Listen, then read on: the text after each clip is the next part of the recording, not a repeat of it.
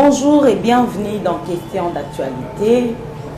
Zanga Babino Mama Constance, Nayambi Namokolo Nalelo, journaliste, patriote et résistant. Oh, Babengi na Kombo ya Dosta. Yende to yambi pona bino na mokolo na lelo. Actualité ya mokolo na lelo biso soto yebi été Félix Antoine Tshisekedi aza na commande ya Union africaine. Yango bonjour Ndeko Dosta. Ingeta.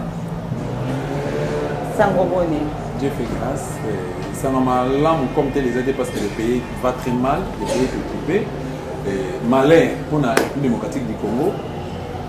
A eu malchance encore une fois. Il y a Zouanate Tambo Kanae et une marionnette n'a pas M. Félix Chilombo. Et puis, au hasard manipulé, hasard, comment dirais-je, téléguidé, télécommandé et pas rwandais. Alors, ça fait très mal, pourquoi? Parce que n'est pas français, on a expression on ne sacrifie pas l'essentiel au bénéfice de l'accessoire. Voilà. Félix Antoine Tshisekedi Lelo aza na tête ya Union africaine. Est-ce que présence naie et ko changer badon? Bon, présence na tête de l'Union africaine, et sa présence n'a été, ils allaient RDC, République démocratique du Congo, na tête de l'Union africaine. Ce n'est pas le fils de M. Etienne Tshisekedi de Amulumba, ne va nous na ndak na bango na 10e rikuna, ndako o expolia, o Tshisekedi expolia, ndako lac, o akende ba kino zo na ndak na bango wana, ke wa ba na tête de l'Union africaine té. Et ça basa la rotation, et n'a habité sur combien de temps? 3 mois, 6 mois, 9 mois, une année, je ne sais pas. Et à chaque fois, ça la Rayamo et puis le Comitouria et République démocratique du Congo. Représenté par M. Félix Antoine Tshisekedi Azali, président. Oui, justement, il y a un autre qui non. Attention qui y a à représenter. Il y a représenté un mot parce que il y a Azali marionnette à Rwandais, Azali vice-président de la République, télécommandé par Rwandais, qui confère au Rwanda, voilà. Donc, espoir et alité, premièrement pour l'Afrique, espoir et alité, premièrement pour l'Afrique, espoir et alité, deuxièmement pour la République démocratique du Congo. Pourquoi? Parce que le pays est occupé. Notre pays est occupé. Place Félix Azana, pensez-vous qu'il faut résoudre des problèmes ni? Les gens dans le Congo, awa. Donc, avant d'abord à Kendekuna, là, il fallait que non, même les chrétiens, ils ont la Bible, que non, non, avant que vous ayez offrande l'église, bongi sana na Jérusalem. Donc c'est-à-dire que bongi sana nda kuna yo pour que vous ayez nda ka bani.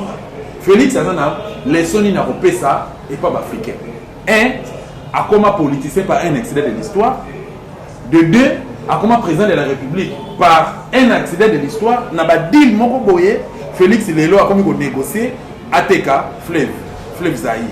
Félix a négocié ATK Mabele à Congo, parti Est RDC et Zali sacrifié. Est-ce que vous avez dit que Lelo na Congo?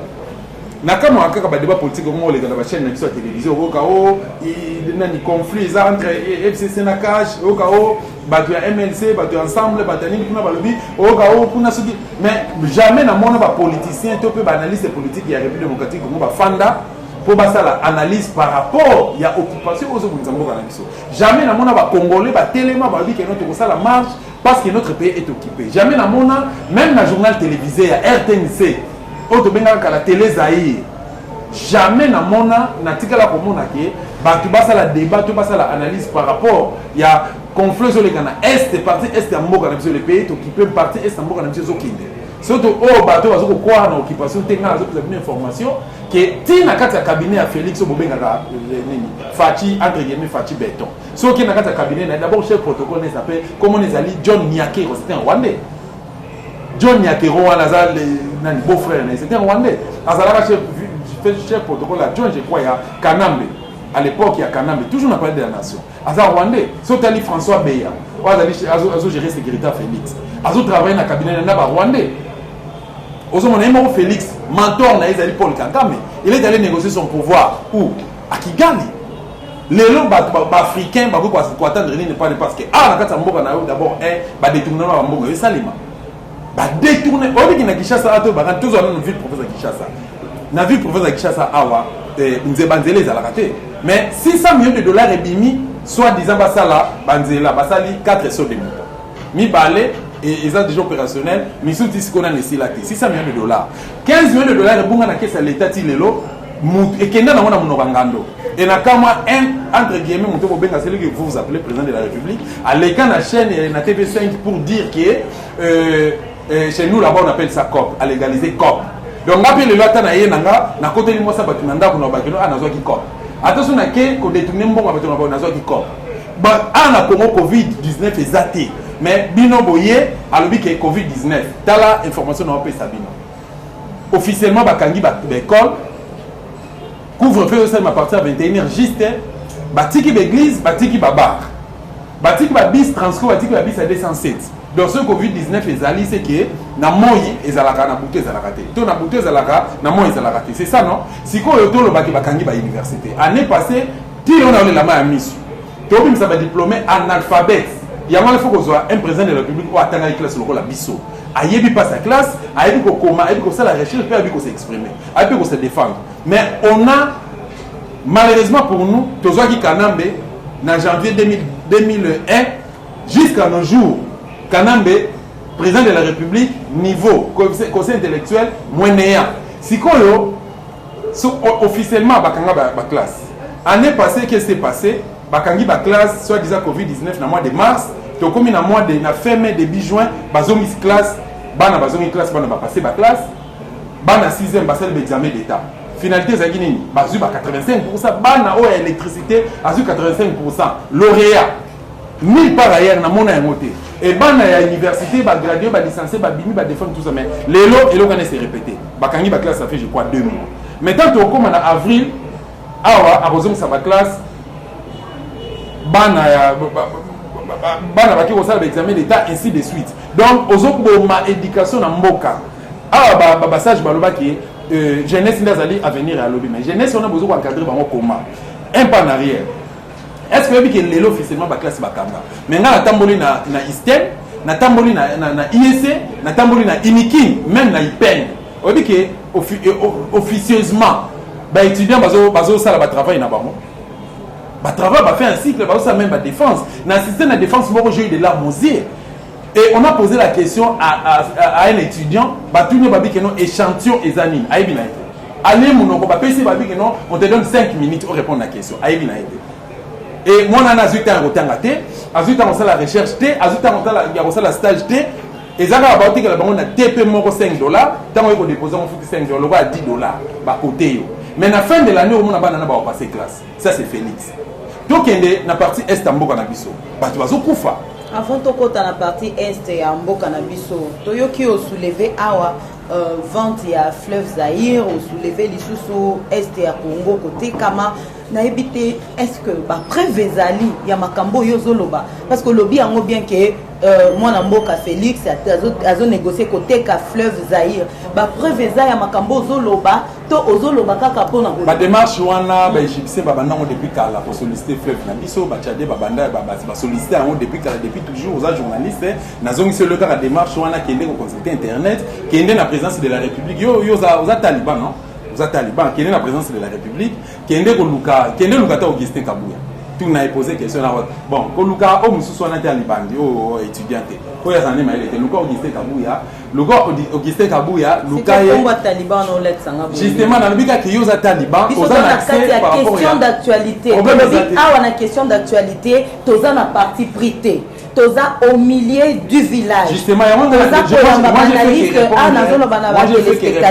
tozo yamba banaliste politique mutuna mutu mwana mboka nyonso azoya na point de vue na ye azoya na apport na ye toyebi que président de la République pe aza kolanda émission na biso eza na ba conseil mususu ya kitoko ekobima na kati ya bana mboka oyo koki kosunga mboka à travers question d'actualité message ezokomela mokonzi ya mboka donc naza taliban justement ngai malamonga nazoloba bango pona intérêt ya Chilombo parce que nous reconnaître le président de la République nous avons un intérêt à taliban surtout IDPST l'histoire union sacrée pas n'avoir obéi tant de pas ça va pas passer so ok na bunya kuna au mona à un moment donné c'était l'année passée au mona ba rebelle ba uti na zamba ba buki prison et ba bimisi ba prisonnier ba détenu na bango bazala kuna ba kena bango gouvernement congolais Chilombo na tête ya mboka bazo négocier na ba rebelle et le bana salimate so qui na partie est de lelo na bunya so qui na Goma na Rutshuru na Beni lelo événement on est tout ça les malisusu récemment ba prison bukani plus de 1500 prisonniers ba bimi ba toazo continuer ko kufa c'est boso on a Chilombo afin de boso télévision qui non a dénoncé le kwana akotika la bosa la mode pourquoi parce qu'il y a qui non azana kata deal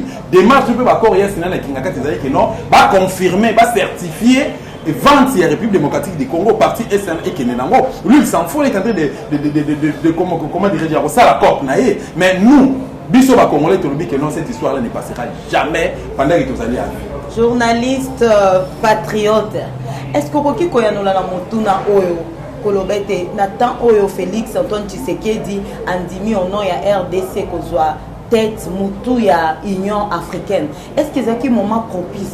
Parce que ba défi eza ebele union sozo soulever wana eza ba défi oyo azana nango ya ko na kati ya mboka na ye.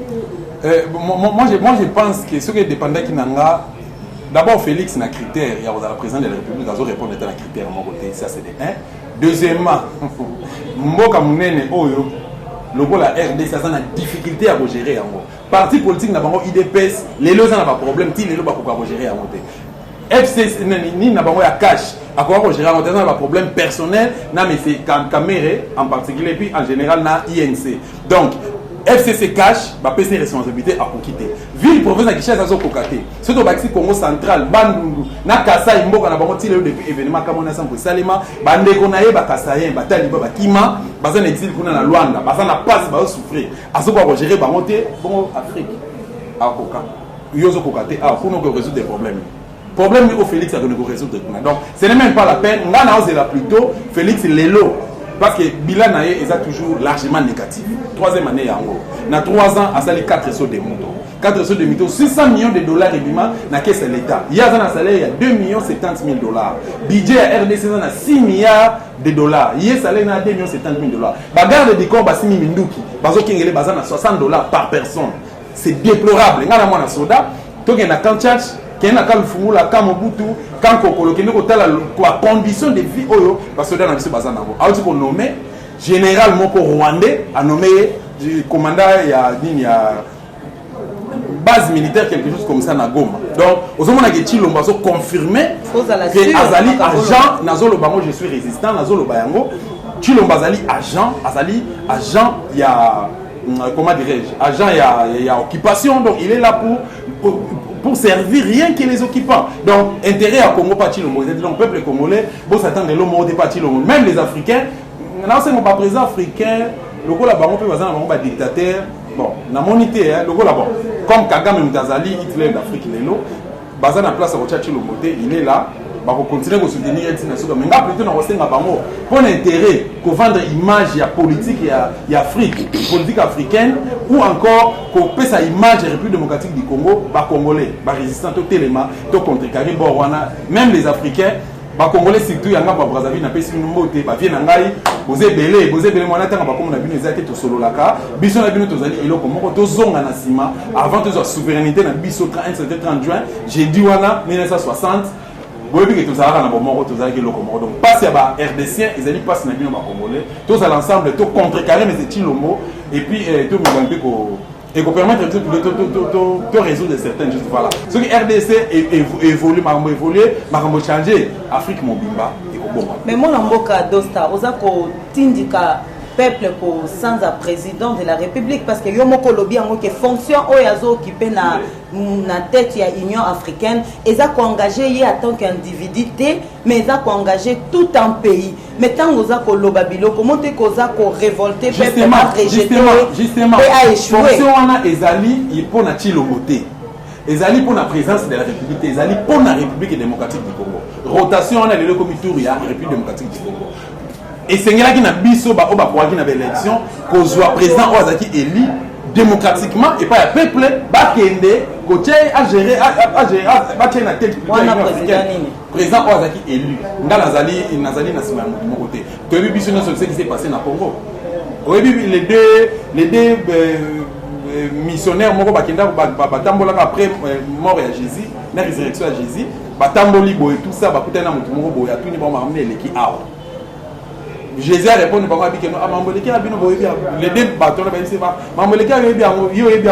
il y a un message que Jésus a mis ici pas après si bon, parce que rendre compte que non c'était donc yo mamboliki na Congo et c'était 30 décembre 2018 il a monté que l'élection nomination c'est mis na Congo ah mais pour peuple après ça qui voit après ça qui chance n'est pas un certain mais Martin Fayulu m'a dit tout n'a vient dans constat c'est Fakoye Bisayo tout n'a pas résistant congolais mais voilà même tout n'a pas congolais je pense que c'est le moment d'ailleurs Union africaine oyo ezaki dirigé par Paul Kagame mentor ya Chilo ezala wali kelemba mpuku na nyao basali kelemba tour ya mpu ya nyao ali na paisiblement mais comme tour ya mpuku nyao abimisi ba griffe aboni okangela nyao pourquoi moni mo habité nga za violente nga fona kende na justice akena justice bo président ya cour nyao sort ya mpuku kozala nini donc Martin Fayulu moya kende une présence à l'Union africaine ezate moya compter et pas bâtonner une société pourquoi parce que akende qui na co pensionnaire nous les avons tous ce qui s'est passé Bataliba partout par là bango et si vous restez à l'Union africaine les aguinani Kagame betaka bon mo babi que non na sengi ba gérer na le loko na jusqu'à ce que ngana koya nzoka na sima mabe asa pesa l'autre na dit bon précipiter au publier bon donc pour vous dire simplement que peuple congolais beaucoup na ba gouvernement ba scénario zo les catégories ba poésie Tambo Mwamba ou ba poésie Janine Mabunda ou kutu Jean-Marc Kabunda Salibo tout ça sont des distractions ba valeur les alignés peuple congolais za na maïté ba valeur les alignés peuple congolais za na courant mais bazali ba consommateur bazali ba abonné ba futa ba facture na bango baza na maïté pendant 1 ou 2 semaines à mois bon mon facture est na fin du mois ça $50 $100 $200 ba valeur les alignés ni peuple congolais zo tanga te bana ba otanga te ba kana classe batika ba église batika ba église ba bar ba boîte valeur les alignés ni ba soldats ba policiers ba na salaire de santé ba vivre le quoi ba sinistré na mboka la bombe otinda bango ba ke kubunda ba guerre ba valeur les alignés ni il ne faut jamais sacrifier l'essentiel au bénéfice des accès. Donc, Félix Tshilombo incarne que des anti-valeurs. Donc, on ne peut jamais soutenir ce genre de personnes. Ndeko dosta yo zali mwana mboka. Pesa biso avi na yo. Est-ce que déjà toyebi que union sacrée et botami sima ya divorce ya FCC cash. Union sacrée de la nation. Est-ce un avenir pour na yo? Bon, premièrement, divorce il y a FCC cash officieusement ils ont divorcé ils ont acquis divorce mais officiellement plutôt et ça limité pourquoi il y a eu deux accords et cinéma Nambola Lodge oyo Kabunda sinana Nehemi accord monsieur cinéma entre na kinga kata entre monsieur Tshilombo na monsieur Kanambe donc bah il y a d'abord monsieur Tshilombo pour na respect na yo tant tambola kawana ozo tambola démarche ni akoma tambola boy obi Félix Asekisanga a changé même démarche na akoma tambola boy Félix akoma tambola boy vraiment ce dans télé bodo Félix émotion na sekaka fort au moni bato ba revaka kala tant na zara mona moki je ne sais pas premier ou deuxième primaire to nalinga Rambo entre Stallone na Arnold Schwarzenegger nga chona ngeza plus par Rambo mais en ba master na biso mingi au mona mi pesi kombo Rambo pourquoi parce que azapi fanatique à Rambo Moussa on a tant ouengé tout ça la succès na na master mo botuzane chiko je crois na 5e ou 6e primaire tellement ça va fanatique à ouengé un peu comme ouengé on se comprend Moussa tellement ça fanatique à JB un peu comme JB piano ndemo Tshilombo ce qu'on démarche wana on dirait à venir il y a non j'y arrive je réponds à la question on réponse na nga yango comment un an et lui de finesse démarche nezaki mais c'est Tshilombo on a comme tambola donc c'est difficile hein au mona Tshilombo on a le bakeno na critères ya ba dirigeant même pour na Asbel Morobo bozi Asbel Morobo le président bobi que non momentanément tout président Morobo provisoire Tshilombo va répondre était premièrement zo répondre était sur le plan physique deuxièmement sur le plan intellectuel moral psychologique à se répondre na été même sur le plan spirituel et puis eloko grave eloko ya grave Tshilombo alobi soit disant ça va passer on a ba mukuna Mukuna Denise Sami on a stade pasteur Musuka Kenza mais on a stade abiki non nazo ça la dédicace nazo dédié RDC et pas Nzambe le yo qui prêter serment bi merci sur merci après bi que non qui pas Nzambe tala ba veste nazo la to mona awa ba signe ba rose croix ba formation tout ça après bi que nous donc on se moque pas avec Dieu cette histoire-là de l'union sacrée, les fameuses l'union sacrée. Vous croyez que Robotani, il a coaché sur lui, n'a pas suivi 2 ans, ils étaient belés. 2 ans, ils étaient belés. Au moment où ils ont capoté. Les lotala, Namoni vient à Bemba. Namoni Soriano dit Bobenga Moïse. Mais Bango va comprendre, ils ont compris quoi? Ensemble Moïse. Ils ont compris quoi? PMLC Luka va pesi quand même union sacrée crédit. Justement, on a lobby. Bango Nyon son Katoum qui Moïse Katoum. C'était un faussaire. Moïse Katoum d'abord occupé, il n'a jamais été congolais. Azonga na Zambie. Ake na Zambie na mboka mama na e. Moi on a député député national na Lusaka je crois Lusaka na Zambie kuna. Akende kuna ou bien qu'il est en Italie na mboka tata na e. Nous on n'a pas besoin de lui. Il est venu ici en RDC, il a pillé notre pays. Azaki gouverneur ya Katanga pendant 12 ans. Il y a na Katanga portani. Mais c'est Soriano dit Moïse, oh bien benga Moïse Katou. Apportani. Jean-Pierre Bemba. C'est regrettable pour autant là, Jean-Pierre Bemba, il a gardé silence pour un certain temps. Pourquoi il s'est dit? Namboka na bango na gemena kuna pour za la rater. Na gemena pour za la rater. Nambanda ka pour za na kuna na Équateur, pour za te, ma ezati ba vivre lokola na village lokola bazana Congo te. Mais Jean-Pierre Bemba avec l'argent, oh il y a Zanango, il aime trop l'argent ce type là. Mais Bemba a porté et l'autre côté, na grand Équateur. Ça c'est de deux. Mais c'est Chilombo a manqué mon respect na Genève. Bemba était là. Chilombo a manqué mon respect. Chilombo maintenant Bondo. Le 29 septembre 2016. 2018, nous étions là, dans le boulevard Triomphal. Nous sommes venus à Bondo, la campagne de diabolisation de votre Kabiso, derrière le candidat qu'on met au Dropona. 2 semaines après, avec vous, à la machine à voter, nous irons aux élections. 1 mois après, Toki a Rwanda, ou a pas Museveni, Azongi, Baken de Genève, Boé, Chilombo na Genève. Comme à Genève, Martin Fayol m'a dit, président, donc, il irait le rôle là, candidat comme opposition. Chilombo a appelé la presse étrangère, entre autres, RFI, la chaîne TV5 et consort.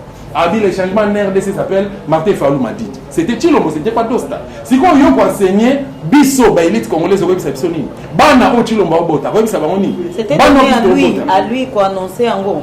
Mais Chilombo, c'est la déclaration. Yem d'abord la presse. Presse baye babi que non, les changements en RDC s'appelle Martin Fayol ba image ezali. Ba image ezali.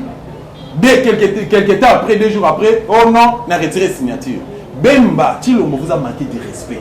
Nazomona na rana yo d'abord oza vient naé politiquement, oza vient naé na âge, en dehors de ça, oyo sala Chilombo na sala ya. Et à ta salle 2 ans, une année, attends Zamba Bandeli Mokila, au salaire à noter, vous avez étudié. Mais comment vous dites que vous allez devant Moutou Ozomona, déjà, lui les finesses, ta démarche. Donc, bref, Bemba aime trop l'argent. Beaucoup de gens ont crédit, mais t'as la Kabunda comme ça là, Bemba. Kabundi, n'attends Soriano, Moïse Gatoum, Kabunda manqué Bemba respect. Babongisaki le lunch sale c'est lave en famille que ça va congolais na kopesa information na kopesa information moko ngai yoza paranga na para ngana ye dossier moko toza na moto traité et celle que ngai na komi pa na mwana na yo o ayebinga ay ba valeur na ngai ba relation biso tozo kotiser biso mbalé a manquer un respect yozo information ana au bien le côté pour vous dire pour que moi na nozo courage ya kotitoyer nga c'est que yoza ki na simana que non, ma fille, mon tonton de station, il y a bête pour moi. On comprend que c'est un robot maman. C'est ce qui s'est passé. Et qu'on capoter relation ensemble MLC Bakei na union sacrée et qu'on capoter union sacrée c'est le plan juridique. Ils ont pas fondement ils ont pas soubassement vision et union sacrée ezalini. Tu le président de la République, ça projet de société. Et nga ko fa nga dosta une élite congolaise na fandi bonalo ba fachi béton. Fona za malade. Bah, Congolais, s'il vous plaît, Congo est un immobilier. Le pays est occupé, le pays va très mal. Oh, vous pouvez comprendre le lobby, l'organisation journal, le non, Dosta avait raison. Maman, je suis benga ina poto, benga bina que non Dosta, biso comme au bangela yo, moni, vous avez nitrogène, maman, vous les ébélés, tout ça. Tika bango kino basa na bango zelatana, on a dit maman na bi que non so yo zelatana yo, yebisa bana na ba zelatana, yebisa mobali na ba zelatana. Congo est la famille Tshisekedi te, Congo est la famille Kanambe te, ni la famille Kabila. Le Congo nous appartient à tous. Nous avons appelé à diriger Pembo au Congo. Chilombo, c'est avec quel diplôme on dirige Pembo? Kanamba dirige c'est avec quel diplôme? Nous avons étudiant, abomi classe point. Balingi va abrutir génération, on va sacrifier génération. Non! Congo, ils allaient Congo na biso. Narbi que ceux qui ont facilité que de déstabiliser le Congo démocratique, et ça peut impossibilité car l'impossible n'est pas d'ost. Ingeta. Merci beaucoup Wandeko Balandi toyambaki pona bino na kati ya question d'actualité na mokona lelo journaliste patriote et résistant babengi na kombo ya Dosta na kanisi Bolandi e malamu ngoyoki banalise na ye biso toza toujours au milieu du village.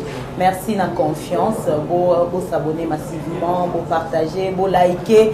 Tous toujours dans quatre questions d'actualité à votre service. Ceux qui peuvent la suggestion, n'hésitez pas de nous les envoyer. Le numéro est affiché là-bas. Il y a écran Nabiso. Merci Mingi Ndeko Dosta. Naibite Lilobasu Kezali. Le pays est occupé. Ne comptez pas Chilombo. Il est là au service des occupants, pour servir les occupants, et non la République, et non plutôt les Congolais. Merci beaucoup. Merci Tokomi Nasuka émission Nabiso. Bonne suite.